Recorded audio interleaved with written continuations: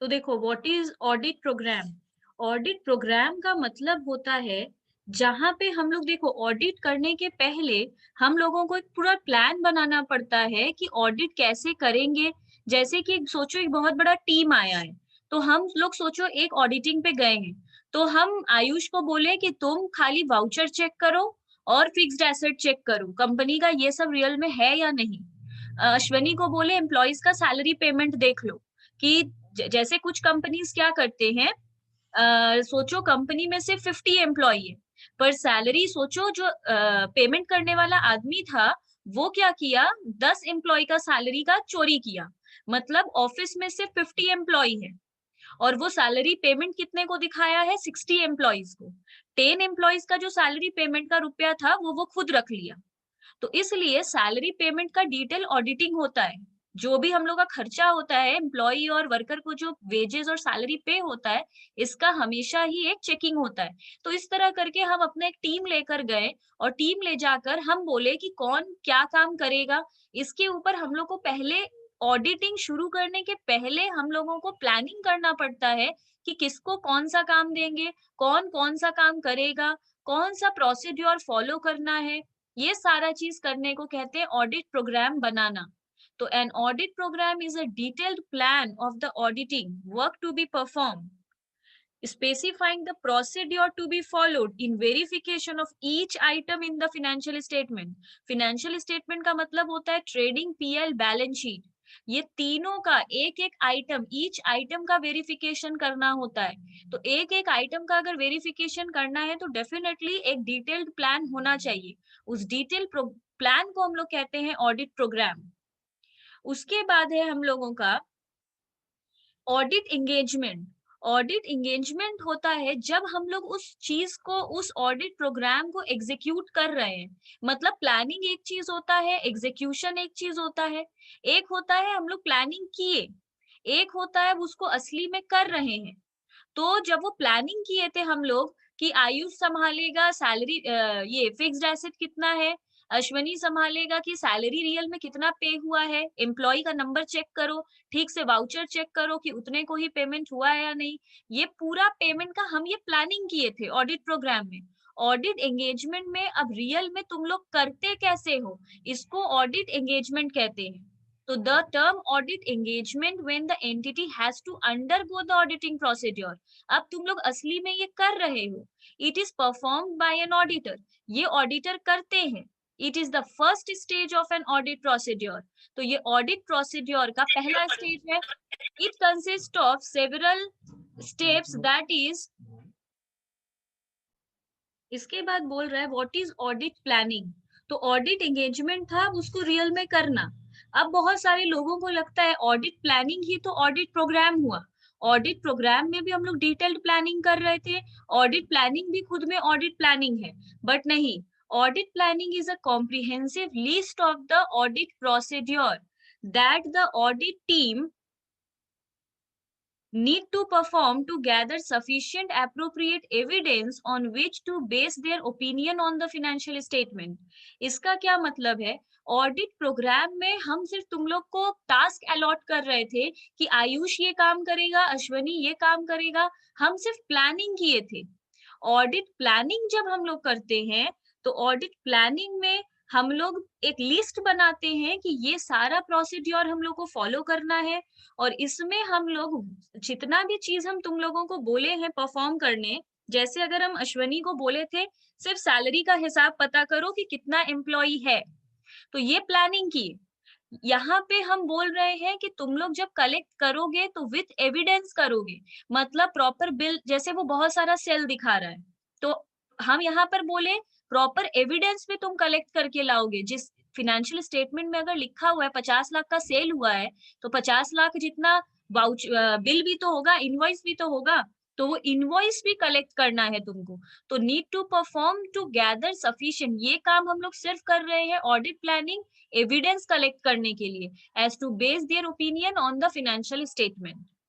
तो इस लोग दोनों में डिफरेंस क्या है, उसमें सिर्फ प्लानिंग होता है, इसमें प्लानिंग विथ एविडेंस कलेक्शन भी करना है। What is working paper? Working paper बोले या ऑडिट वर्किंग पेपर बोले, मतलब सेम है। Working papers are those papers which consist of detail about accounts which are under audit so that the auditor may not have again to go over the accounts. Working paper consists of working trials, trial balance, working trial balance, adjusting entries etcetera.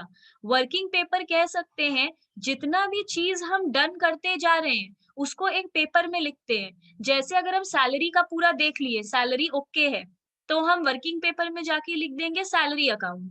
मतलब working paper में लिखा हुआ है मतलब हम ये काम कर चुके हैं, उस मतलब सैलरी अकाउंट चेकिंग कर चुके हैं।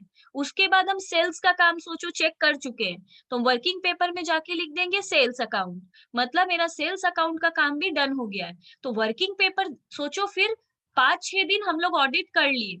अब एक सीनियर आया और आकर बोला तुम लोगों ने इतने दिन तक क्या किया, तो हम लोग उसको वर्किंग पेपर दे देंगे, कुछ बोलना नहीं पड़ेगा, सिर्फ वर्किंग पेपर दे देंगे। वर्किंग पेपर देखते ही वो समझ जाएगा अच्छा ये इतना सारा काम कर चुका है। उसके बाद बोल रहा है what are the object of working paper. Object मतलब ऑब्जेक्टिव। वर्किंग पेपर हम लोग क्यों बनाते हैं? To support the audit report. Audit report को सपोर्ट करने के लिए। ऑडिट रिपोर्ट क्या होता है? जब पूरा ऑडिट हो जाता है तो लास्ट में ऑडिटर लोग रिपोर्ट देता है कि सही है। जैसे कोई स्कूल कॉलेज हम लोग छोड़ते हैं तो लास्ट में हम लोगों को एक कैरेक्टर सर्टिफिकेट मिलता है जिसमें लिखा रहता है गुड। तो उसी तरह ऑडिट हो जाने के बाद कंपनी को एक सर्टिफिकेट मिलता है, कैरेक्टर सर्टिफिकेट, ऑडिट रिपोर्ट बोलते हैं उसको।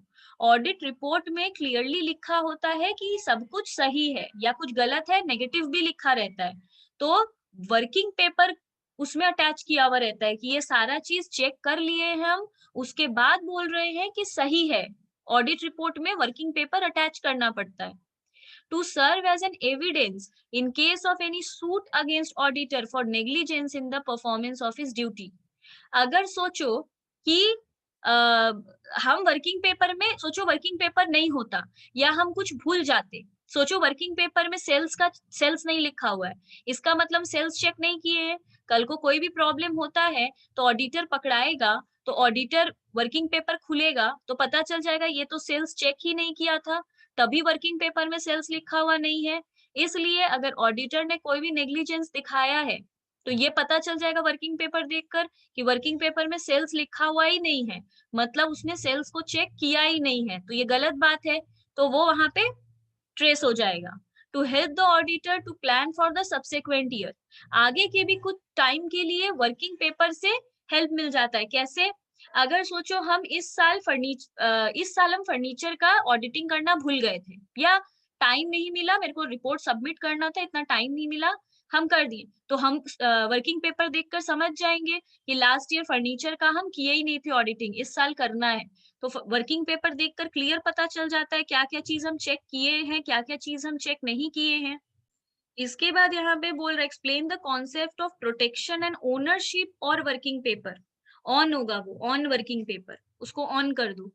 इसका मतलब क्या है? वर्किंग पेपर का कौन देखभाल करेगा? मतलब वर्किंग पेपर तो एक असेट है, प्रॉपर्टी है कंपनी का, उसमें सीक्रेट बात लिखा हुआ है। तो उसमें कंपनी का सारा कितना मेरा प्रॉफिट है, कितना मेरा सेल होता है, मेरा क्या क्या प्रॉपर्टी है, सब उसमें लिखा हुआ है टोटल चीज। तो डेफिनेटली वो एक सीक्रेट डॉक्यूमेंट है, वो ऐसे ही सबके हाथ में देने का चीज नहीं है। तो उसका प्रोटेक्शन कौन करेगा और उसके ऊपर ओनरशिप किसका है, मतलब कौन उसको अपने घर ले जा सकता है? ये बहुत इंपॉर्टेंट क्वेश्चन है। The working papers are highly confidential paper and must be kept in safe custody. Definitely समझ में आ रहा है कि एक ये कॉन्फिडेंशियल पेपर है और इसको बहुत सेफ्टी से रखा जाता है। They are not to be shown to any party which might make misuse of them. ये किसी को भी नहीं दिखाया जाता है वरना मिस यूज हो सकता है। With regard to the ownership of these papers, there is a controversy as to whether these papers belong to the client or to the auditor। इस ओनरशिप को लेकर एक क्वेश्चन है। ओनरशिप मतलब इस पेपर पे ओनरशिप किसका है, इसके ऊपर अभी भी डिसाइड नहीं है पूरा। इसके ऊपर कंट्रोवर्सी चलता है। कंट्रोवर्सी मतलब डिबेट का टॉपिक है अभी भी ये, कि ये क्लाइंट का माना जाएगा कि ऑडिटर का माना जाएगा। क्लाइंट मतलब सोचो हम लोगों के ऑफिस में आया है ऑडिटर लोग ऑडिट करने, तो हम लोग क्लाइंट है, वो लोग ऑडिटर है। तो वर्किंग पेपर कौन रखेगा? हम लोग रखेंगे कि ऑडिटर रखेगा? हम लोग बोलेंगे हम लोग रखेंगे, क्योंकि हम लोग का एसेट का, हम लोग का एक्सपेंस का उसमें डिटेल है। ऑडिटर बोलेगा नहीं, अगर आपके यहाँ छोड़ के चले गए तो आप तो बाद में इसका मिसयूज मतलब मैनिपुलेट कर सकते हैं, कोई भी आइटम को चेंज कर सकते हैं, तो हम लोग ऐसे आपके पास ये छोड़कर नहीं जा सकते। तो इसके ऊपर कंट्रोवर्सी है। तो वही लिखे हैं हम, the client claim since auditor is agent he has no right on these paper. Client बोलता है हम लोग तो तुमको रखे हैं, मतलब कि तुम लोग आके हम लोग का हिसाब करो, तो ये पेपर तुम्हारा नहीं हुआ। Auditor claims these papers to be his property on the basis that he has collected the information for the purpose of discharging duties. Auditor बोलता है इस ये वर्किंग पेपर तो हम बनाए हैं, इसमें जो भी इंफॉर्मेशन है वो हम कलेक्ट किए हैं, और हम वो अपना फर्दर इजीली काम हो इसलिए हम उसको बनाए, तो वो हम लेकर जाएंगे।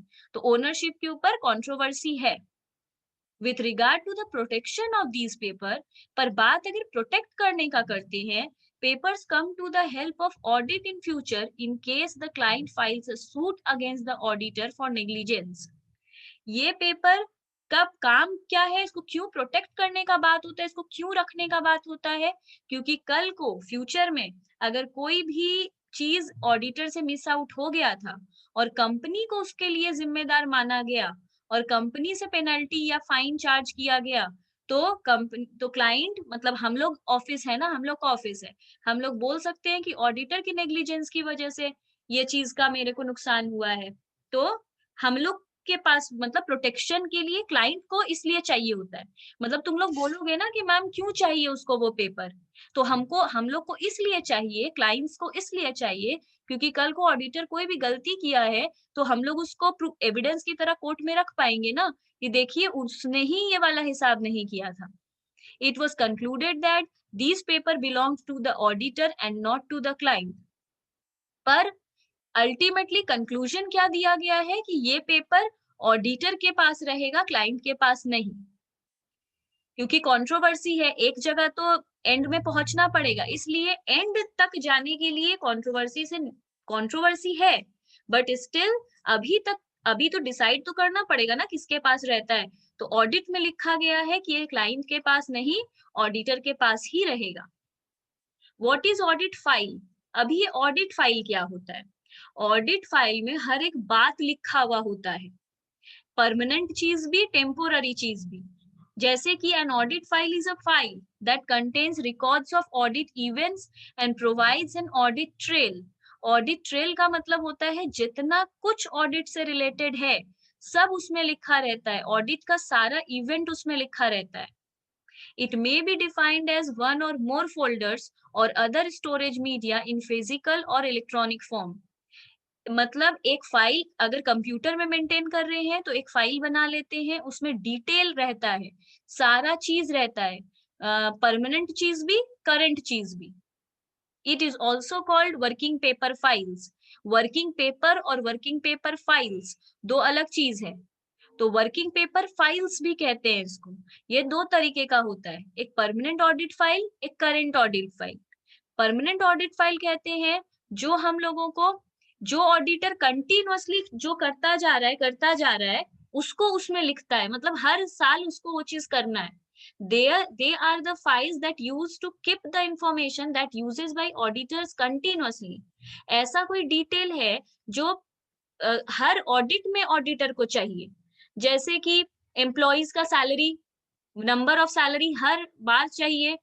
फिर मेरा कितना फिक्स्ड एसेट है ये मेरे को हर बार चाहिए। जैसे मेरे को सोचो मेरा इस साल कोई बिल्डिंग है मेरे पास, तो वो नेक्स्ट ईयर भी तो बिल्डिंग होना चाहिए मेरे पास। अगर नहीं है तो फिर सेल हुआ होगा, उसका बिल होगा।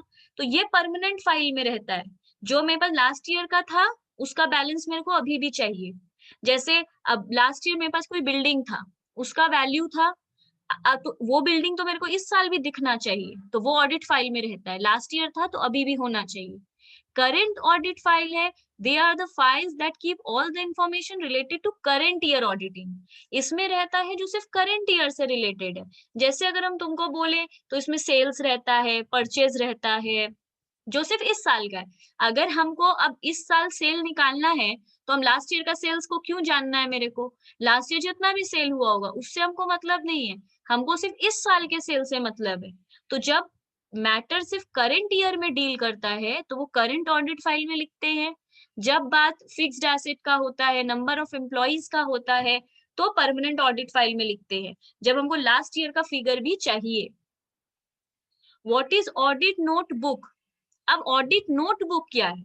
ऑडिट नोटबुक में वो लिखता है जो वो ऑब्जर्व किया है।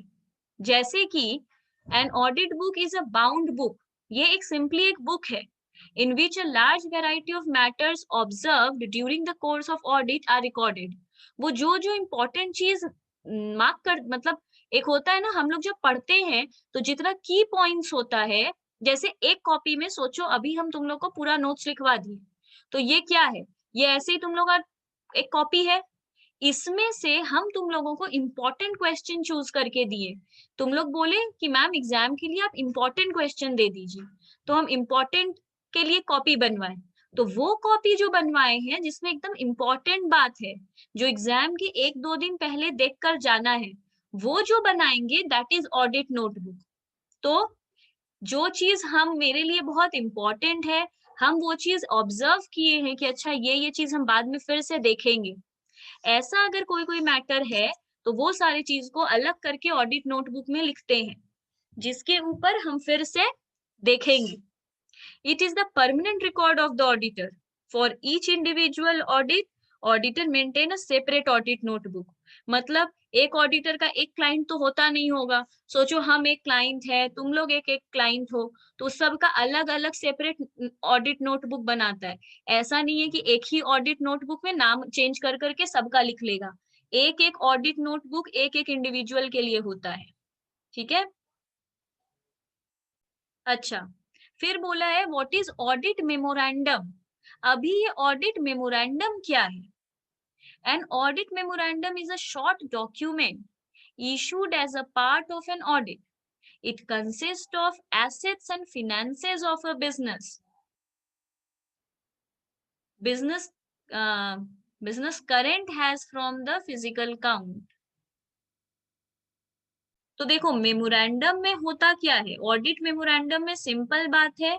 ऑडिट मेमोरेंडम में जैसे हम क्या बोले कि वो सारे बुक में एक्सपेंस, सेल्स, परचेज, सैलरी, ये सब लिखा रहता है। एसेट और फिनेंस के लिए अलग से एक बुक होता है जिसको ऑडिट मेमोरेंडम कहते हैं। ऑडिट मेमोरेंडम में वो स्टॉक, परचेज, ये सब का हिसाब नहीं लिखता है, एसेट्स का लिखता है। हाँ, स्टॉक भी लिखता है क्योंकि स्टॉक भी एसेट है। तो इस बुक में स्पेशली अगर किसी को सिर्फ बैलेंस शीट का हाल जानना है, तो वो जाके ऑडिट मेमोरेंडम को खोलता है। ठीक है। उसके बाद दिया है व्हाट इज ऑडिट एविडेंस। नाम से ही पता चलता है हम कितना सारा एविडेंस कलेक्ट किए हैं। जैसे कि सैलरी के लिए नहीं, सेल के लिए मेरे पास बहुत सारा इनवॉइस होगा, वो मेरे लिए सारा ऑडिट इनवॉइस है, ऑडिट एविडेंस है। परचेज करने का भी बहुत सारा बिल होगा मेरे पास, वो ऑडिट एविडेंस है। फिर हम जितना सारा सैलरी रिलीज किए हैं, तो बैंक में सारे सोचो मेरे कॉपी में लिखा हुआ है आयुष एक एम्प्लॉई है, एम्प्लॉई के नाम में आयुष है, तो बैंक स्टेटमेंट में आयुष को ही सैलरी पे होना चाहिए। तो वो दोनों टैली करना चाहिए कि कंपनी के बुक्स में आयुष एक एम्प्लॉई है और उसका वहां पे सैलरी रिकॉर्डेड है 20,000। तो जब आयुष के अकाउंट में पैसा गया, तो आयुष के ही अकाउंट में 20,000 ही जाना चाहिए। तो वो टैली होगा बैंक स्टेटमेंट और ये। तो ये सारा एविडेंस तैयार कर रहा है, bank statement is an evidence. तो इस तरह ये एक एविडेंस बन जाता है। तो audit evidence may be defined as the information used by the auditor in arriving at the conclusion on which the auditor's opinion is based। तो सारा एविडेंस के ऊपर ही कोई डिसीजन करता है। जज भी डिसीजन कब करता है? जब उसको एविडेंस सारा मिल जाता है। तो ऑडिटर भी कब कंक्लूजन पे पहुंचता है? जब उसको ये सारा एविडेंस मिल जाता है। ये एविडेंस उसके लिए क्या है? इंफॉर्मेशन है, जिसके बेसिस पे वो ओपिनियन देता है कि हाँ, सोचो तुम लोग सेल दिखा रहे हो 50 लाख और बिल है खाली 40 लाख का, तो 10 लाख का तुम लोग सेल ज्यादा दिखा के रखे हो। तो वो कंक्लूजन क्या देगा कि यहाँ पे सेल्स का ये नहीं है, प्रॉफिट ज्यादा लिख के रखा है, लोग सेल ज्यादा दिखा के प्रॉफिट ज्यादा लिख के रखा है, ओवरकास्टेड है प्रॉफिट, तो ये सब लिख देगा वो कंक्लूजन में। तो ऑडिट एविडेंस के बेसिस पे वो कंक्लूजन देता है, अपने आप नहीं देता है। ये नहीं कि मेरा ऑडिटर के साथ कोई पर्सनल ग्रज था तो वो जानबूझ के मेरे को गंदा रिपोर्ट बना के दे देगा, ऐसा वो नहीं कर सकता, प्रॉपर एविडेंस हम दिए हैं उसको। फिर है what are the needs of audit evidence, जो अभी हम बोले एग्जिस्टेंस, आज एसेट और लाइबिलिटी है, इसका बिल तो होगा। अगर आज हम दिखा रहे हैं हम एक लैंड खरीदे, तो लैंड खरीदने का मेरे पास कागज तो होगा कि हम एक जमीन खरीदे हैं, वो कागज है तो ठीक है लैंड। अगर सोचो हम कोई बैंक लोन, लाइबिलिटी में एक बैंक लोन दिखा रहे हैं, तो बैंक का कोई कागज होगा मेरे पास। तो ऑडिट एविडेंस बताता है कि एसेट और लाइबिलिटी का एग्जिस्टेंस है, नहीं तो हम तो अपने बैलेंस शीट में जाके लिख देंगे ऐसे ही, लैंड एंड बिल्डिंग है, मेरा गुडविल 10 लाख का है, मेरा ये इतना है, बहुत अच्छा दिखाएंगे बिजनेस को एसेट में डाल के, और यहाँ लाइबिलिटी में कैपिटल बहुत ज्यादा दिखाएंगे, तो हम तो टैली तो कर ही देंगे जैसे तैसे। बिल एविडेंस चाहिए, एविडेंस मिलेगा तभी हम वो सब एसेट का एग्जिस्टेंस मानेंगे। Rights and obligation, an asset is a right of the entity and a liability is an obligation of the entity as a given date. Audit evidence right और obligation के बारे में बताता है। राइट कहते हैं एसेट को, ऑब्लिगेशन कहते हैं लाइबिलिटी को। ऑब्लिगेशन मतलब होता है जिस चीज के लिए मना नहीं कर सकते, करना ही पड़ेगा, उसको कहते हैं ऑब्लिगेशन। जैसे अगर कोई मेरे को बोलता है कि मैम आपने मेरा 10 इयर्स सॉल्व नहीं करवाया है, तो वहां पे हम बोलते हैं तुम्हारा 10 ईयर सॉल्व करवाना इज नॉट माई ऑब्लिगेशन, मतलब जबरदस्ती नहीं है कि हमको तुम्हारा 10 ईयर सॉल्व करवाना पड़ेगा, हम करवाते हैं वो ठीक है। सोचो अब 9 साल का कराएं, स्टूडेंट बोला मैम आपने 1 साल का तो छोड़ दिया है, तो आपको कराना होगा, तो वो मेरे को ऐसे नहीं बोल सकता कि आपको कराना होगा, मेरा ऑब्लिगेशन नहीं है, ठीक है। तो ऑकरेंस, ऑकरेंस क्या है, अ ट्रांजैक्शन और event took place which pertains to the entity during the relevant period, मतलब एक ट्रांजैक्शन या इवेंट हुआ है, वो इसी साल हुआ है, इसका एग्जिस्टेंस तो होगा। जैसे कि 1 और 3 पॉइंट सेम ही है, 1 में एग्जिस्टेंस एसेट और लाइबिलिटी का दिखा रहे हैं, 3 में हम लोग किसी ट्रांजैक्शन का दिखा रहे हैं। जैसे लिख रहे हैं परचेज टू अश्वनी, तो अगर हम परचेज किए हैं अश्वनी से, तो अश्वनी मेरे को कोई बिल काट के दिया होगा, तो वो मेरा ऑडिट एविडेंस है। तो 1 और 3 सेम है, 1 is for asset and liability, 3 is for expense and income. उसके बाद यह वैल्यूएशन, वैल्यूएशन में बहुत काम आता है ऑडिट एविडेंस, ऑब्वियसली ये एक एप्रोप्रिएट वैल्यू कैरी करता है वैल्यूएशन में। फिर है तुम्हारा प्रेजेंटेशन एंड डिस्क्लोजर, एविडेंस होता है तो हम लोग अच्छे से चीज को मतलब an item is disclosed, classified and described in accordance with the recognized accounting policies and practice. जब भी हम लोग अकाउंट्स में कुछ भी रिकॉर्ड करते हैं तो वो अकाउंटिंग पॉलिसी और अकाउंटिंग प्रैक्टिस को फॉलो करते हुए, मतलब गैप जो जनरली एक्सेप्टेड अकाउंटिंग प्रिंसिपल था वो फॉलो करते हुए हम लोग सारा चीज को कर रहे हैं ये, और एक एएस अकाउंटिंग स्टैंडर्ड भी फॉलो करते हैं, तो ये सारा फॉलो कर रहे हैं या नहीं, ऑडिट एविडेंसेस में हम लोग को हेल्प करता है। इसके बाद बोल रहा है व्हाट इज द प्रोसीड्यूर और methods to obtain audit evidence. अब ये इंपॉर्टेंट बात है, अब एविडेंस तो हम लोग को कलेक्ट करना है पर कैसे, मतलब हैपाजेडली कभी बोलेंगे सेल्स का, सेल्स के लिए हमको सेल्स का बिल दो, कभी बोलेंगे बैंक स्टेटमेंट लाके दो, कभी बोलेंगे ये लाके दो, तो ऑफिस का काम भी तो चल रहा है, और ऑडिटर लोग आके बिना किसी प्रोसीड्योर के बिना किसी मेथड के बोल रहा है एविडेंस लाके दो, तो वैसे नहीं होता है। Auditor obtain evidence in performing compliance and substantive procedure by any one or more of the following method. वो क्या करता है, ये सारा कोई एक फॉलो करता है, नीचे जो हम मेथड्स लिखे हैं इंस्पेक्शन ऑब्जर्वेशन ये सारा मेथड है, इसमें से हो सकता है वो कोई एक ही फॉलो करे या तो हो सकता है एक से ज्यादा भी फॉलो करे।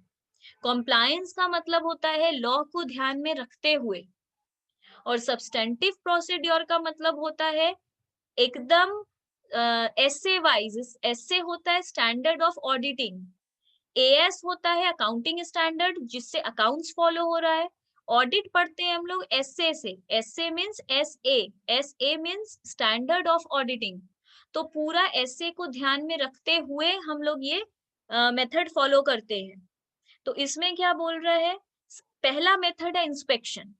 इंस्पेक्शन क्या होता है, अचानक से कहना कि मेरे को ये बिल निकाल के दो, ये डॉक्यूमेंट निकाल के दो, टेंजिबल ये, तुम लोग खाली रैंड, मेरे पास 10 एसेट है, वो अचानक से सिर्फ बोल रहा है इस मशीन का बिल ला के दो, इसको इंस्पेक्शन कहते हैं। इंस्पेक्शन में वो मेरे से अचानक से कुछ भी मांग सकता है और हमको देना पड़ेगा।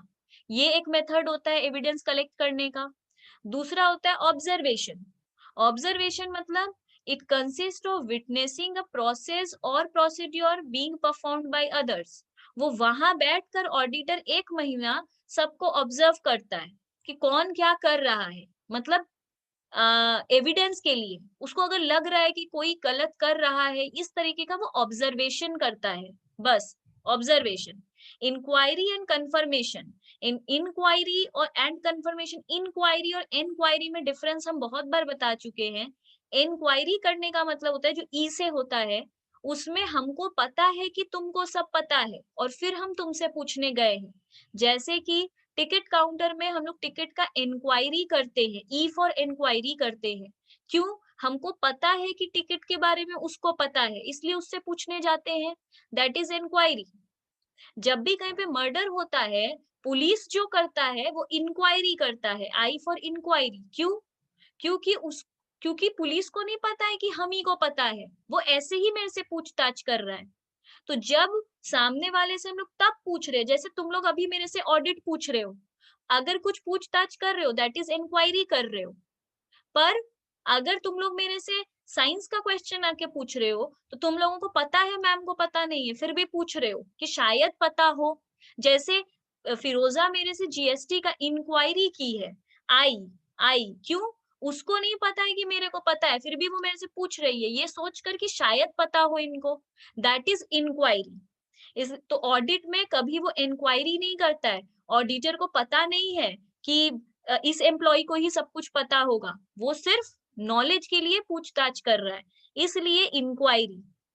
तो inquiry consist of seeking appropriate information for from a knowledgeable person inside or outside the entity. Confirmation consists of the response to an inquiry contained in the accounting record। तो वो ये किससे पूछेगा, जिसको जिसको देख के लगेगा इसको कुछ पता होगा शायद, वो जाके उससे इंक्वायरी करेगा, बस यही है। कंफर्मेशन का मतलब होता है हम एक बार तुमसे पूछ लिए कि क्या तो सेल्स डिपार्टमेंट में जाकर पूछ रहे हैं ऐसे ही किसी भी आदमी से कि क्या लगता है इस बार कितने का सेल हुआ होगा, वो बोल रहा है कि 50 लाख तक का सेल हो गया होगा। अब हम बुक्स में आके देख रहे हैं, अब हम कंफर्मेशन इंक्वायरी कर लिए, आके कंफर्मेशन कर रहे हैं, मतलब कंफर्म हो रहे हैं वो राइट बोला है कि रॉन्ग। अब आके बुक्स खोल रहे हैं, देख रहे हो उसमें 51 लाख लिखा है, मतलब वो ठीक ही बोल रहा था, that is inquiry and confirmation. Computation, it consists of checking the arithmetical accuracy of source documents and accounting records or performing independent calculation।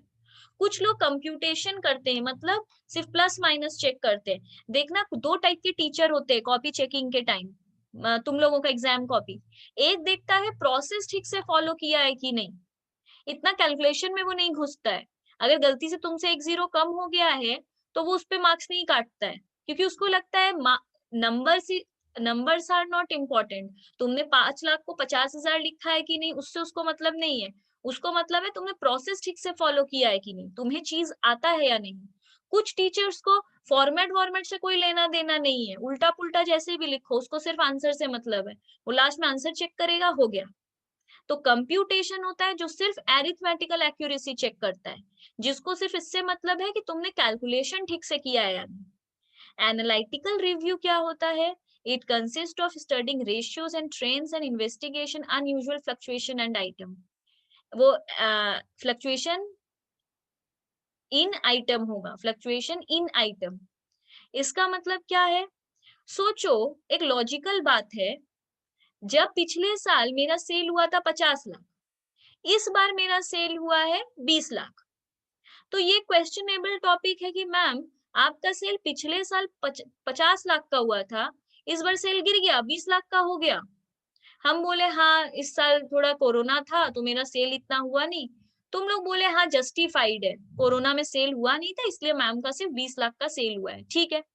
Next year मेरा 22 लाख का सेल हुआ, तुम लोग बोले मैम अब तो कुछ नहीं था फिर भी आपका कम सेल क्यों है, इतना फ्लक्चुएशन क्यों है। तो हम बोले हाँ, मतलब कुछ बोल नहीं पाए। तो वो रेशियो निकालता है, ट्रेंड देखता है, ट्रेंड देखना मतलब किस तरीके से सेल बढ़ रहा है। आज सोचो एम्प्लॉय, एम्प्लॉय मेरा इस साल था मेरा 20 एम्प्लॉय, नेक्स्ट ईयर सीधे 80 एम्प्लॉय कैसे हो गया। तो ये सब एनालिटिकल रिव्यू है, हम रेशियो और ट्रेंड के बेसिस पे आर्ग्यूमेंट दे रहे हैं, ठीक है, इसलिए इसको कहते हैं analytical. What is routine checking. अब आता है रूटीन चेकिंग होता क्या है। देखो रूटीन चेकिंग बेसिकली है द चेकिंग ऑफ द, एक सेकेंड, द, रुक जाओ ये थोड़ा, तो the checking of such common records and books which is carried on by the auditor as a matter of routine is known as routine checking in auditing. Simple नाम से ही पता चल रहा है routine checking involves 4 types. routine checking होता है जो हर साल ऑडिटिंग में चेक होगा ही, जैसे कि हम बता रहे हैं कुछ कुछ आइटम पता ही होता है कि ये चेकिंग होगा, दैट इज रूटीन चेकिंग। इसलिए बोले हैं ये कॉमन रिकॉर्ड्स है, हर साल ऑडिटर ये तो चेक करता ही है। जैसे कि क्या होता है ना, एक ऑडिटिंग के टाइम पे पता ही होता है कि ये सेल्स चेक करेगा, परचेस चेक करेगा, सेल और परचेस को टैली करने का कोशिश करेगा। टैली करने का कोशिश मतलब हम दिखा रहे हैं कि हम 10 बॉटल वाटर बॉटल सेल कर दिए, तो 10 तो खरीदे भी तो होंगे।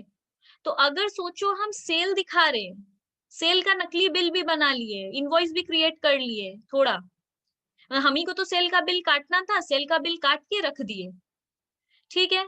मेरा परचेज में वो 10 बॉटल का परचेज नहीं दिख रहा है, तो क्वेश्चन ये उठेगा कि आपने जो 10 बॉटल सेल किया उसको खरीदा कब।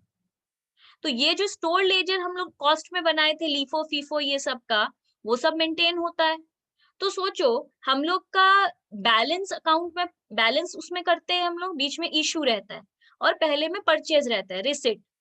वो तो रियल लाइफ में बहुत बड़ा होता होगा ना, क्योंकि हर दिन का उसमें परचेज सेल होगा। तो इस तरह या जर्नल एंट्री से चेक करेगा तो कितना जर्नल होगा, परचेज डे बुक में सेल्स डे बुक में जाके भी ढूंढेगा फिर भी अनलिमिटेड होगा। तो उसको ये पता है कि ये टैली करने का कोशिश करेगा सेल्स और परचेज को, उसको पता है ये स्टॉक को चेक करेगा ही, पर उसको पता है वो रेंट चेक नहीं करेगा, उसको पता है वो कमीशन चेक नहीं करेगा, कितना हम कमीशन दिए वो सब चेक नहीं करेगा। हो सकता है कर ले, इंस्पेक्शन में वो कुछ भी मांग सकता है, पर एक रूटीन चेकिंग होता है, मेरे को पता है कॉमन रिकॉर्ड है हर बार मांगता है, तो वो कॉमन रिकॉर्ड, वो रूटीन चेकिंग। अब बोल रहा है routine checking involves 4 types of function, इसमें 4 चीज वो करता है generally. checking of caste, subcaste, carry forward and other calculation in the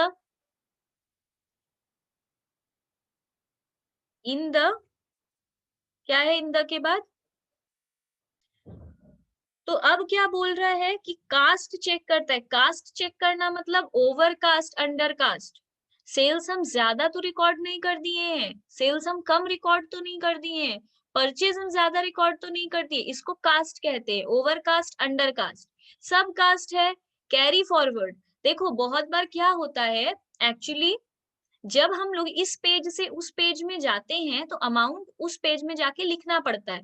मतलब ये सोचो मेरे पास 20 जर्नल एंट्री है, 10 जर्नल एंट्री इस पेज में अटा, ठीक है, तो हम कैरी फॉरवर्ड करके इस पेज का टोटल किए, अब इस पेज के टोटल को तो पलट कर नेक्स्ट पेज में लिखना होगा। जैसे स्कूल कॉलेज का रजिस्टर होता है जिसमें अटेंडेंस डायरी होता है, उसमें इस पेज का पूरा हम लोग का काउंट कर लेता है 42 अटेंडेंस हुआ है, नेक्स्ट पेज में 42 लिख देता है, 42 से शुरू होता है कि नेक्स्ट बार हम 42 से काउंटिंग शुरू करेंगे।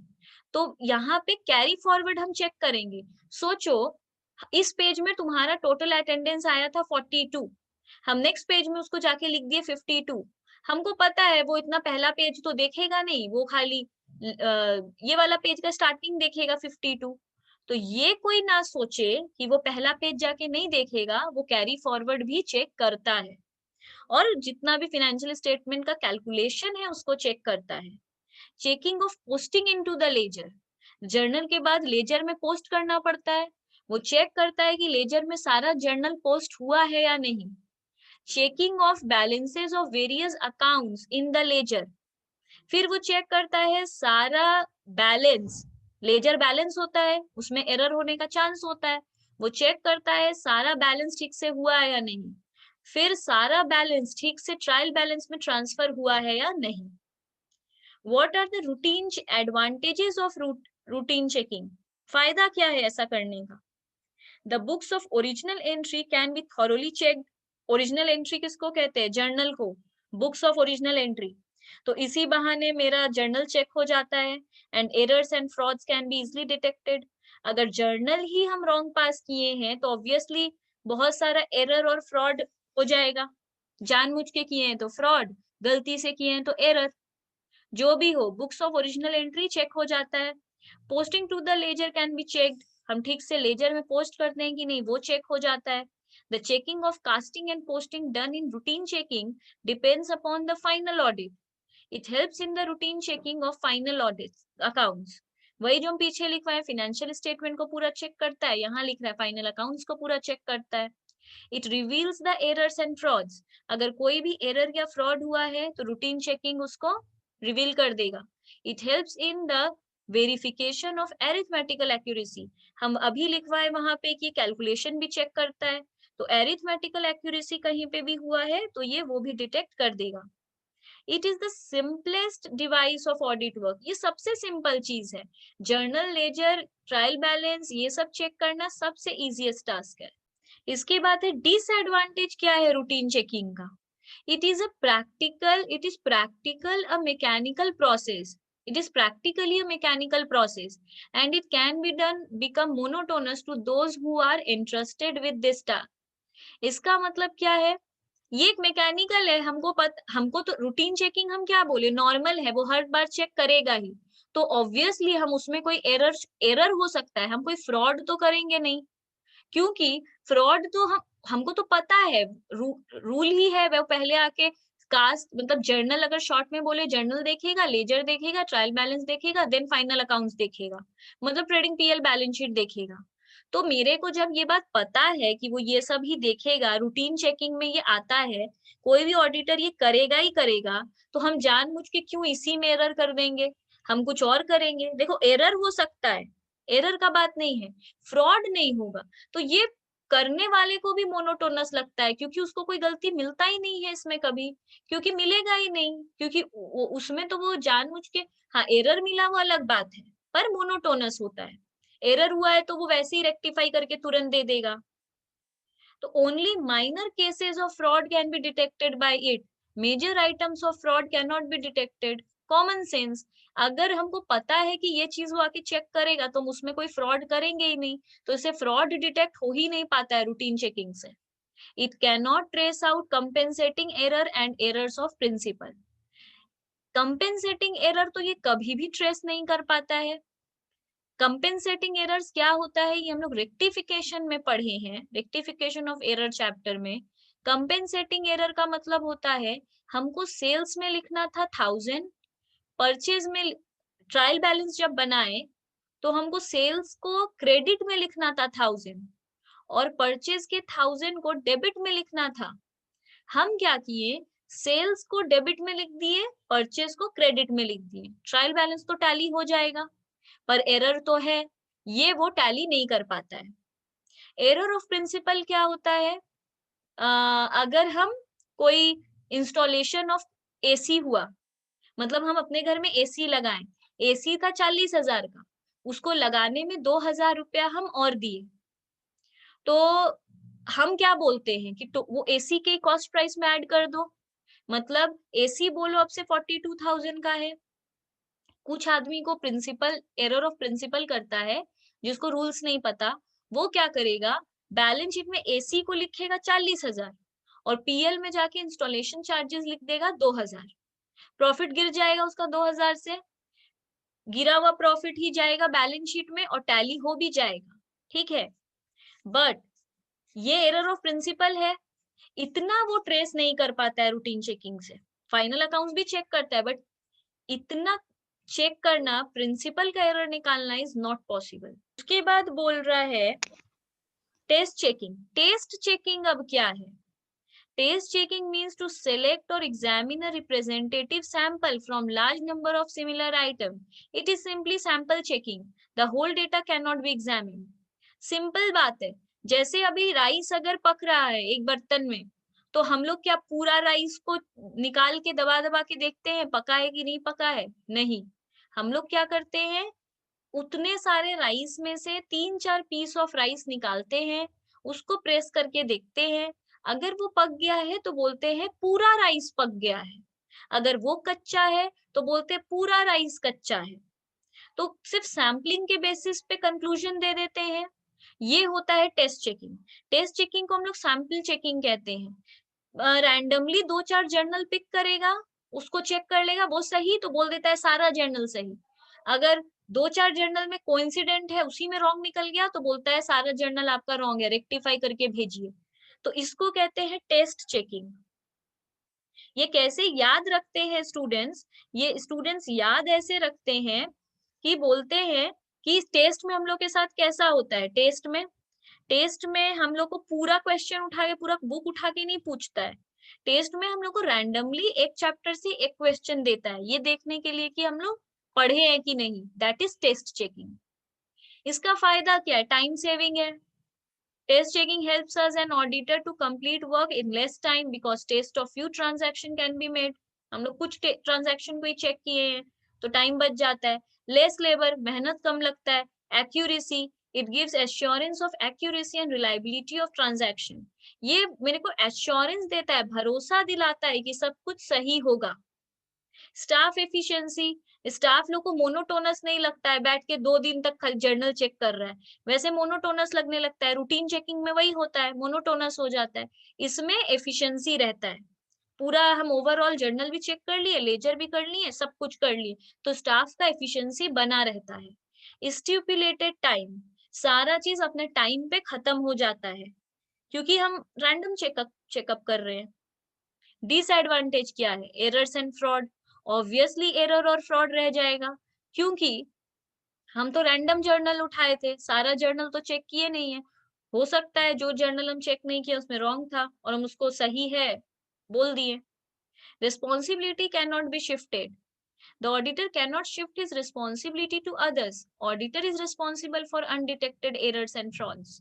अगर कल को कोई गलती डिटेक्ट होता है और कंपनी बोलता है ऑडिटिंग करवाए थे हम लोग, प्रॉपर हम लोग पास ऑडिट रिपोर्ट है, तो ऑडिटर कल को ये नहीं बोल सकता कि ओ हमको दिखा नहीं था क्योंकि हम तो टेस्ट चेकिंग किए थे।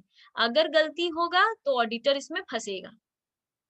ऑडिट रिपोर्ट में fail to disclose true position, जो ऑडिट रिपोर्ट पे हम लोग इतना भरोसा करते हैं वो ट्रू पोजीशन बिजनेस मतलब बिजनेस का नहीं दिखा पाता है।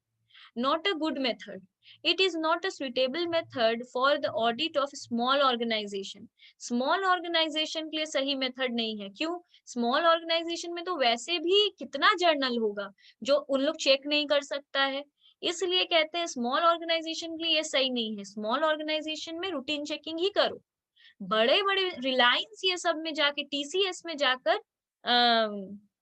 जाकर रूटीन टेस्ट चेकिंग कर भी सकते हैं। इसके बाद हम लोग को बोल रहा है what is auditing in depth. ये नाम से ही पता चल रहा है, इन डेप्थ ऑडिटिंग मतलब पूरा गहराई में जाकर ऑडिटिंग कर रहे हैं, एक एक आइटम को, एक एक डिटेल को चेक कर रहे हैं, कोई भी चीज नहीं छोड़ रहे हैं। मतलब टेस्ट चेकिंग का एकदम उल्टा। टेस्ट चेकिंग में हम लोग सैम्पलिंग चेकिंग कर रहे हैं, ऑडिटिंग इन डेप्थ मतलब देखो अरे रूटीन चेकिंग में भी हम लोग सिलेक्टिव आइटम चेक कर रहे थे, कह सकते हैं जर्नल लेजर, ट्रायल बैलेंस और फाइनल अकाउंट्स, बस उतना ही। कैश बुक चेक नहीं कर रहे हैं, स्टॉक वैल्यूएशन नहीं कर रहे हैं, एम्प्लॉय का चीज नहीं देख रहे हैं, कोई भी तरीके का खर्चा नहीं देख रहे हैं, लाइबिलिटी नहीं देख रहे हैं। रूटीन चेकिंग में तो वो सब देख ही नहीं रहे, उसका अपना फिक्स है, इतना ही देखेगा, और आदमी को पता भी है वो अगर बोला है हम रूटीन चेकिंग के लिए आ रहे हैं तो वो यही देख के चला जाएगा, ये तो पता है। टेस्ट चेकिंग में तो पता है वो सैम्पलिंग करके चल जाएगा, रैंडमली उठाएगा सभी चीज से कुछ ना कुछ आइटम, अचानक से मेरे से कुछ मांगेगा और देखकर चला जाएगा। ऑडिटिंग इन डेप्थ में, audit in depth means examining few transaction in detail. इसमें भी वो फ्यू ट्रांजैक्शन ही देखेगा पर वो डिटेल में देखेगा। मतलब ये रूटीन, ये सैम्पलिंग नहीं है। सैम्पलिंग में वो हर चीज देखता है सैंपल से, इसमें वो कुछ चीज देखता है डिटेल में, डिफरेंस है। जैसे उसमें वो सेल बोलेगा, सेल का बड़ा बड़ा 5 लाख से ऊपर का 2-4 बिल दिखा दो, पर इसमें अगर वो सेल देख रहा है तो वो घुस के सेल को अच्छा से देखेगा। हो सकता है परचेस देखे ही नहीं, हो सकता है सेल्स ही देख रहा है पर डिटेल में सेल्स को चेक करेगा। पर टेस्ट चेकिंग में वो थोड़ा सा सेल्स में भी देख लेगा, थोड़ा सा परचेस में भी देख लेगा, दोनों में थोड़ा थोड़ा देख लेगा। तो बोल रहा है that is from the starting point of transaction to the end of the transaction. मतलब जो उठाएगा उसको पूरा स्टार्टिंग से एंड तक वो देखेगा। अब क्वेश्चन आता है, state the important aspect those are usually included in audit engagement letter. इसमें बोल रहा है an audit engagement letter, audit engagement letter is audit engagement, कोई डिफरेंस नहीं है। Audit engagement shall include the following. एक ऑडिट एंगेजमेंट में हम क्या बोले थे, जैसे जैसे हम लोग काम को एग्जीक्यूट करते हैं वो उसमें लिखा हुआ रहता है, मतलब हम लोग करते भी जा रहे हैं वो लिखते हैं। तो इसमें क्या क्या रहता है, ऑब्जेक्टिव ऑफ द ऑडिट। अब अगर कोई एग्जैक्टली तुम लोग को जानना है ऑडिट एंगेजमेंट में क्या रहता है तो वो इसका आंसर है। उसमें रहता है ऑडिट हम क्यों करा रहे हैं, इसका आंसर ऑडिट एंगेजमेंट में मिल जाएगा। Financial statements include expressing opinion, तो फिनेंशियल स्टेटमेंट ऑडिट एंगेजमेंट में अटैच किया हुआ रहता है। क्वेश्चन ये आंसर, ऑडिट एंगेजमेंट अगर हम पढ़ते हैं, सोचो हम रिलायंस कंपनी में एंटर किए और बोले क्या हो रहा है, बोला हम लोग का ऑडिट हो रहा है। हम आप लोग ऑडिट क्यों करा रहे हैं, बोला कि क्योंकि फिनेंशियल स्टेटमेंट ही हम लोग का मेन चीज है, पब्लिक हम लोग की कंपनी में इन्वेस्ट ही करता है फिनेंशियल स्टेटमेंट देख के, इसलिए हम लोग ऑडिट करा रहे हैं। तो ये वो कहाँ लिख देगा, अब हमको एक एक करके तो बोलेगा नहीं, वो अपना ऑडिट एंगेजमेंट में लिख देता है। दूसरे, scope of the audit. Scope का मतलब क्या होता है, financial statement that includes the period for which the audit is to be conducted, reference to ICAI। हर चीज का लिखा हुआ रहता है कि इसको कितने टाइम के, जैसे रिलायंस ये सब है ना, डेली ऑडिट कराता है, डेली ये लोग अपना इंटरनल ऑडिटर हायर किया हुआ रहता है।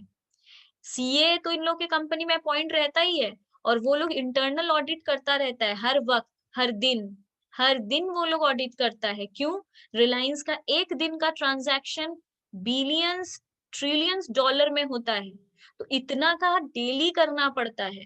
तो हर का अपना अपना पीरियड रहता है, तो ऑडिट एंगेजमेंट में लिखा रहेगा कि ये डेली ऑडिटिंग करता है। रिस्पॉन्सिबिलिटीज ऑफ द ऑडिटर, एक ऑडिटर का क्या रिस्पॉन्सिबिलिटी है, ये ऑडिट एंगेजमेंट लेटर में लिखा हुआ रहता है। It includes performing audit in accordance with the standard of auditing, मतलब SA issued by ICAI। CA institute he SA निकाला है, AS भी वही निकाला है, SA भी, उसी को फॉलो करते हुए ऑडिटर को अपना रिस्पॉन्सिबिलिटी निभाना है। मैनेजमेंट का भी जो रिस्पॉन्सिबिलिटी है वो भी, कि मैनेजमेंट का काम क्या है, प्रॉपर बुक्स एंड अकाउंट्स बनाना, उसको टाइम टू टाइम मेंटेन करना, financial statement banana. Identification of the applicable financial reporting framework, मतलब सब चीज प्रॉपरली हो रहा है कि नहीं इसका हिसाब रखना। For the preparation of financial statement identification is necessary. Identification मतलब सब चीज का एग्जैक्ट फिगर, एग्जैक्ट नॉलेज, उसको आइडेंटिफिकेशन कहते हैं, वो बहुत जरूरी है। लॉ और regulation prescribes in sufficient detail the term of the audit engagement. क्या लॉ और रेगुलेशन हम फॉलो कर रहे हैं, ये ऑडिट एंगेजमेंट में लिखा हुआ रहता है। The auditor need not record them in a written agreement, वो रिटन अग्रीमेंट में, अब पता ही है ऑडिटर का क्या क्या रूल है, ये कंपनी को पता होता है। जैसे सोचो वर्किंग पेपर ऑडिटर लेकर जाएगा, ये पता है, तो वो अग्रीमेंट में लिखता नहीं है कि बाद में जो वर्किंग पेपर बनेगा वी विल टेक इट। वो लोग ऐसा कुछ लिखता नहीं है। ये पता ही होना चाहिए तुमको कि वर्किंग पेपर वो ले जाएगा। जब वो ले जाने लगेगा तब उसको रोक के बोलेंगे तुम वर्किंग पेपर नहीं ले जा सकते, तो वो बोलेगा हम लोग ही ले जाते हैं, ऐसा आईसीएआई ही बोला है कि आप लोग रखिए। तो वो बोलेगा आप कहाँ लिख कर दिए हैं, बोलेंगे लिखना है ही नहीं, आपको पता होना चाहिए। तो ये ऑडिट एंगेजमेंट में ये सब इंफॉर्मेशन लिखा हुआ रहता है। Can an auditor keep the audit working paper with him? क्या एक ऑडिटर वो वर्किंग पेपर को अपने साथ रखता है? 2007 और 2010 में ये क्वेश्चन पूछा है। Audit working paper are the property of the auditor. Question है ऑडिटर क्या रख सकता है? हम पहले लाइन में बोल रहे हैं वो ऑडिटर का प्रॉपर्टी है, वो ऑडिटर का ही है। The auditor access to his audit working paper, सिर्फ ऑडिटर ही उसको देख सकता है। It is the duty of the auditor to prepare audit documentation on a timely basis. पूरा डॉक्यूमेंटेशन ऑडिटर ही करेगा। The appropriate time limit within which the working paper shall be assembled, not more than 60 days after the date of auditor's report. Auditors report के 60 days से ज्यादा time नहीं लगना चाहिए पूरा वर्किंग पेपर रेडी करने में। वर्किंग पेपर को रेडी करने के लिए टाइम लिमिट दिया गया है मैक्सिमम ऑडिट रिपोर्ट बन जाने के बाद का 60 दिन। उस तक भी अगर ये नहीं बना तो ऑडिटर ने अपने रिस्पॉन्सिबिलिटी को अच्छे से नहीं निभाया है। अच्छा, इसके बाद बोल रहा है what are the content of the audit notebook. Content मतलब ऑडिट नोटबुक में एग्जैक्टली होता क्या है। डेफिनेशन में तो बता रहा है पर डिटेल पूछ रहा है कि अच्छे से बताओ कंटेंट क्या है, रहता क्या है ऑडिट नोटबुक में, और इसका फायदा क्या है ऑडिट नोटबुक का।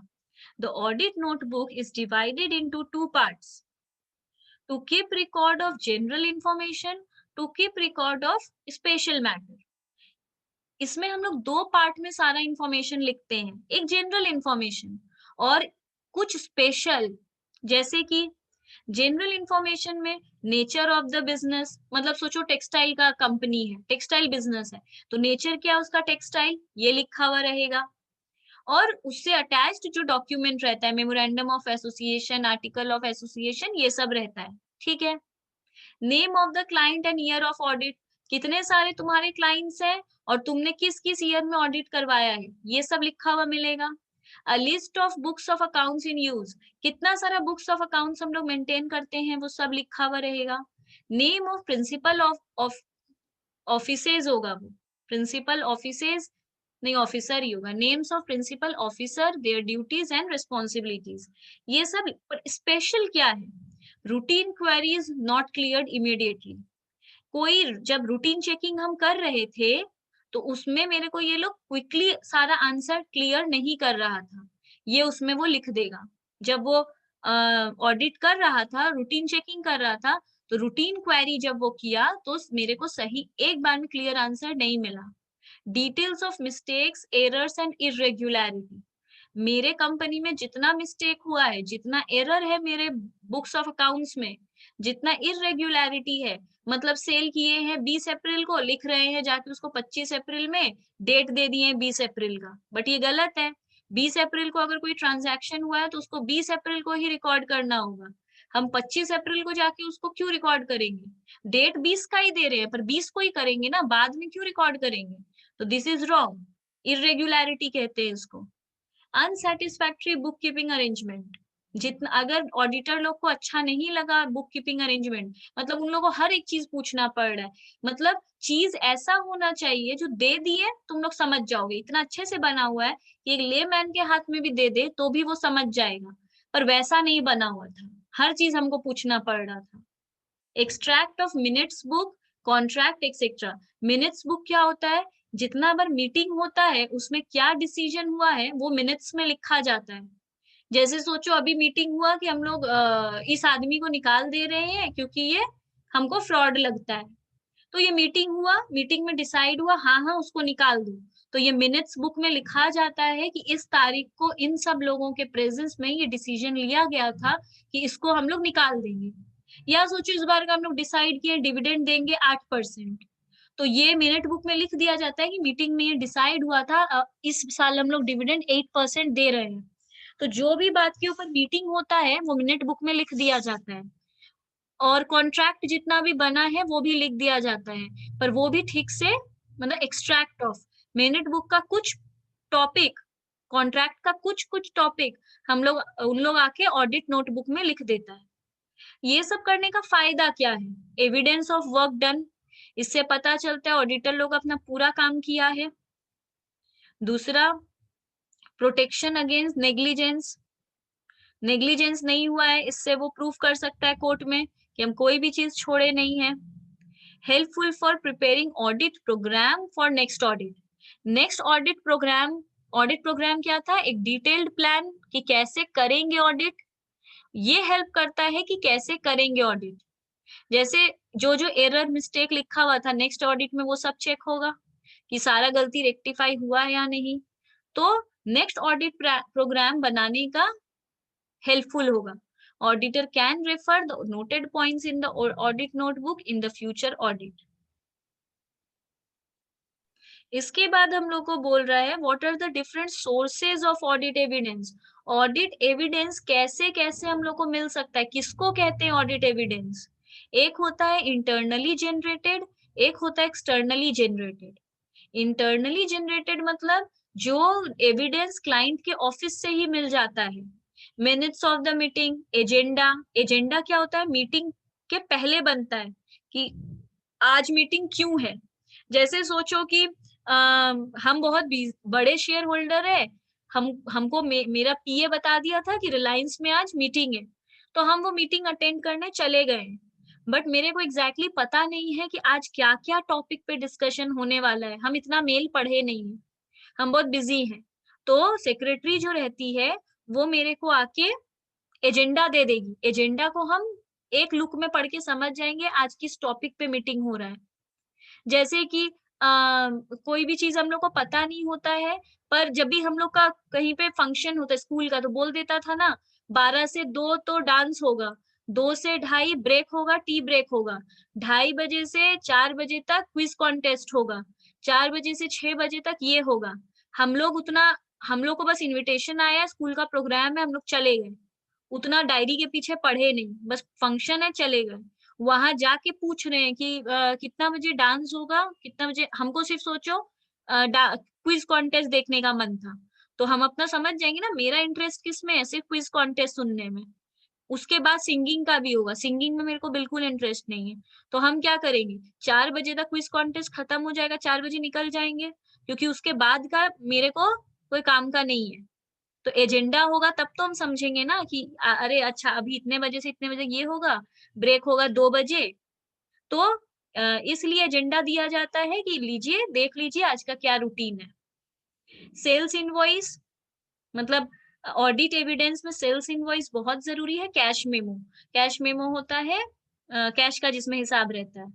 एक्सटर्नली जनरेटेड, जो हम क्लाइंट के ऑफिस के बाहर से इंफॉर्मेशन पाते हैं, जैसे कि परचेज इनवॉइस। परचेज इनवॉइस देखो, हम बोले थे सेल्स इनवॉइस वो खुद क्रिएट कर सकता है, क्योंकि वो खुद काट के सेल्स सेल्स में एक रख लेगा बिल, सेल में एक बिल डाल देगा। पर परचेज बिल कहाँ से लाएगा? वो तो दुकानदार मेरे को देता है, हम जिससे परचेज करके लाए हैं। तो परचेज इनवॉइस एक्सटर्नल एविडेंस है जो वो खुद नहीं बना सकता। बैंक स्टेटमेंट ये बैंक देता है, कंपनी क्लाइंट खुद कैसे बनाएगा? Balance confirmation from third party, मतलब अगर हम बोल रहे हैं कि हम 2 लाख का माल खरीदे आयुष से, तो ये तो हम अपना बुक्स में लिख दिए cash payment to Ayush, 2 lakh का हम ये लाए, तो आयुष से कंफर्म करेगा कि आपने ऐसा कुछ किया है, आपने कुछ दिया है सामान, तो थर्ड पार्टी से जाके पूछ लेगा। इसको एक्सटर्नल एविडेंस कहते हैं। कुछ होता है सेल्फ जनरेटेड, ऑडिटर खुद ही जनरेट कर देता है। His compliance procedure, test the efficiency of internal control system. Internal control system क्या है ये पूरा 3rd चैप्टर में जाके पढ़ेंगे, अभी ये जानने का जरूरत नहीं है।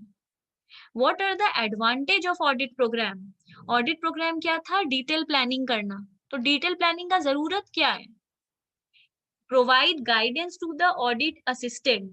तुम लोग सबको तो पता होना चाहिए ना, जैसे जाने के पहले तो आयुष को पता होना चाहिए उसको सैलरी देखना है, अश्विनी को पता होना चाहिए कि उसको सेल्स देखना है, प्रिया को पता होना चाहिए कि उसको नंबर ऑफ एम्प्लॉइज का पता करना है, फिरोजा को पता होना चाहिए कि हमको स्टॉक वैल्यूएशन करना है। तो हर आदमी को अपना अपना पता होना चाहिए कि उसका क्या काम है।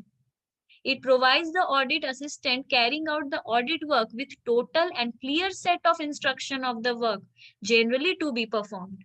जो करना है वो clearly पता होना चाहिए। Assurance of completion of work. Under a properly framed program, every essential part of the work of audit can be duly carried on. अगर हम प्लान कर लेंगे तो एक भी चीज चेक करना मेरे से छूटेगा नहीं, हम सब चीज को कवर कर लिए। वहां जाके अचानक अचानक से बोलेंगे तो, जैसे हम लोग शॉपिंग करने जाते हैं तो एक लिस्ट बना लेते हैं, पता तो होता है क्या क्या खरीदना है, पर एक भी चीज ना छूटे इसके लिए हम लोग लिस्ट बना लेते हैं कि गलती से भी कुछ छूटे नहीं। Provides a total perspective to the work. इसका मतलब it is essential to provide the audit assistant with a total perspective of the work to be performed. पूरा काम के ही व्यू पॉइंट से हम उसको करेंगे। Uniformity to work. यूनिफॉर्मिटी का मतलब होता है बराबर, यूनिफॉर्म, हमेशा एक चीज होना। तो it helps in setting all the things in advance so the uniformity of the work can be achieved. मतलब हैपाजेडली कुछ नहीं होगा। जैसे वहां जाने के बाद आयुष पूछ रहा है हमको क्या करना है, अश्विन पूछ रहा है हम क्या करें, ऐसे नहीं होता है। देखना जब भी कोई सीबीआई ये सब का टीम होता है तो एक टीम पूरा अपने आप नॉर्थ घर का जब वो रेड मारता है कहीं पर कोई, तो कैसे करता है, एक जन अपने आप ही चला जाता है रूम्स को चेक करने, कुछ टीम अपने आप ही चला जाता है सिर्फ पेपर से ये सब देखने, कुछ टीम चला जाता है दीवार ये सब से गोल्ड ये सब पता करने। तो बेसिकली वो लोग तो प्लान रहता है ना कि तुम घुसते ही तुम रूम्स चेक करने लग जाना, तुम ये करने लग जाना, तुम ये, तो घुसते ही बहुत सिस्टमैटिक लगता है, घुसते ही सब अपना काम करने लगते हैं, यूनिफॉर्मिटी रहता है। ऐसे नहीं कि हम भी चले गए अलमारी चेक करने, तुम लोग भी आ गए अलमारी चेक करने और रूम को कोई चेक कर ही नहीं रहा है, सब लोग आ गया है इधर हॉल की तरफ चेकिंग करने, उधर कोई जा नहीं रहा है, हम बोल रहे हैं अरे उधर तो जाओ, उधर कोई गया नहीं है, तो ये तो कोई यूनिफॉर्मिटी नहीं हुआ ना। तो यूनिफॉर्मिटी होगा जब प्लानिंग होगा। Selection of assistant for the job, it is based on the capability. किस बेसिस पे हम चेक करते हैं कि इसको ये काम देंगे, सोचो जिसको जिसको जो हमको लगता है ठीक काम कर पाएगा उसको वो देंगे, जिसको डेप्रिसिएशन ये सब बहुत से अच्छे से आता है उसको हम एसेट का काम देंगे, जिसको स्टॉक वैल्यूएशन करना आता है उसको हम स्टॉक का काम देंगे, जो बिल बहुत अच्छे से चेक करता है उसको इनवॉइस काम देंगे। तो ये हम डिसाइड करते हैं कौन कितना कैपेबल है उस काम को करने के लिए, तभी ऑडिट वर्क इजी होगा, प्री प्लान्ड होना चाहिए। फिक्सेशन ऑफ रिस्पॉन्सिबिलिटी, सेम बात बोल रहा है, रिस्पॉन्सिबिलिटी फिक्स होना चाहिए, सिग्नेचर हो जाता है कि तुम ये काम, नहीं तो वहां जाके आयुष बोलेगा मेरे को तो आप ये काम नहीं दिए थे, तो बाद में वो आयुष खुद जाके गड़बड़ कर दिया, बाद में बोल देगा हम उसको ये काम नहीं दिए थे। तो इसलिए ये सब रिटर्न में हो जाता है, सिग्नेचर करके हो जाता है कि पढ़ लो तुम्हारा यही सब काम है। Supervision of work, the principal can judge the efficiency of his audit team by examination of audit program. Audit programme मतलब प्लानिंग देखकर पता चलता है कि कितना एफिशिएंट है ये ऑडिट टीम। अगर प्लानिंग बहुत अच्छा है तो डेफिनेटली वो बहुत अच्छा है। Useful for future, useful for future मतलब ऑडिट प्रोग्राम एक डिटेल्ड प्लान देख के फ्यूचर में भी हेल्प होता है। ठीक है, ये तुम लोग के पास कॉपी में है वहां से पढ़ लो। लीगल एविडेंस, ऑडिट प्रोग्राम एक लीगल एविडेंस की तरह वर्क करता है कि हम एक एक इवेंट को क्लियरली देखे थे, कहीं नेग्लिजेंस नहीं हुआ है। फॉर ट्रांसफर, इजी ट्रांसफर, कल को सोचो इस बार तुम लोग मेरे को बुलाए ऑडिट के लिए, हम लोग का टीम गया था, वो लोग नेक्स्ट टाइम हम लोग को नहीं बुलाया, तो ऑडिट प्रोग्राम देख के पता चल जाएगा कि हम लोग कैसे काम करते थे, तो कभी अगर वो दूसरा जन कोई कर रहा है तो उसको भी आराम होगा कि ये काम कैसे होता है। अब क्वेश्चन है एक ऑडिट फाइल में क्या क्या रहता है। The audit file are of two type, अभी ये पढ़े थे दो तरीके का ऑडिट फाइल होता है, एक परमानेंट एक करेंट। परमानेंट में क्या क्या होता है तुम लोग रीड कर लेना, करंट में क्या क्या होता है हम रीड करते हैं। It is also called temporary audit file. It contain evidence, audit program, evidence of होगा, evidence of audit programme and audit plan, इसमें ये रहता है क्यों ये करंट है, इस साल का प्लानिंग है, इस साल का प्रोग्राम है। Copies of minutes of board meeting, इस साल के बोर्ड मीटिंग में जो जो बात हुआ है उसका मिनट्स का कॉपी मिलेगा। मिनट्स देख के कोई समझ जाएगा ना कि साल भर में ये टॉपिक पे मीटिंग हुआ है इस कंपनी में। Copy of analysis of transaction and balance, इस साल जितना ट्रांजैक्शन हुआ और इस साल का सारा बैलेंस मिलेगा। Schedule of each item in the balance sheet, schedule मतलब जो नोट्स बनाते हैं हम लोग, नोट्स टू अकाउंट्स, वो पूरा डिटेल में मिल जाएगा। Schedule of next profit, net profit margin, gross profit margin, ratio etcetera, ये सब हम लोग को डिटेल में मिल जाएगा। ऑडिट मेमोरेंडम में क्या क्या रहता है, ये सेम है, रीड करना, सब समझ में आएगा, कुछ भी नहीं है, बहुत इजी लैंग्वेज में है। यहाँ ऑडिट मेमोरेंडम और ऑडिट प्रोग्राम का हम डिफरेंस लिखे हैं। ये इसका क्या मतलब है, ऑडिट मेमोरेंडम क्या होता है, ऑडिट मेमोरेंडम में हम लोग सिर्फ लिखते हैं कौन सा मेथड फॉलो हो रहा है, पॉलिसी फॉलो हो रहा है, ये सब। ऑडिट प्रोग्राम में हम लोग डिटेल प्लान लिखते हैं। It covers audit planning, audit manual, audit working papers, पर इसमें appropriate technique and a series of verification procedure. Content, इसमें कंपनी मेमोरेंडम में हिस्ट्री लिखा रहता है और प्लानिंग, ग्रोथ कैसे करे वो लिखा रहता है। इसमें काम कैसे करे वो लिखा हुआ रहता है, कंपनी का हिस्ट्री ये सब नहीं लिखा हुआ रहता है। It is used for first time audit, memorandum कब काम आएगा, जब फर्स्ट टाइम ऑडिट हो रहा है, सिर्फ तभी देखेंगे ना, हिस्ट्री क्या है हर साल जाके क्यों पढ़ेंगे कंपनी का, एक बार तो पढ़ लिए, तो हर साल जाके हिस्ट्री और ग्रोथ स्ट्रेटेजी नहीं पढ़ना होता है। पर it is used for audit each year, पर प्लानिंग तो मेरे को हर साल करना पड़ेगा। नो पीरियोडिकल रिव्यूज रिक्वायर्ड, कोई जाके, ये तो एक ही बार बनता है तो एक ही बार रिव्यू होगा, इसका जितनी बार ऑडिट प्रोग्राम बनता है उतनी बार रिव्यू होता है।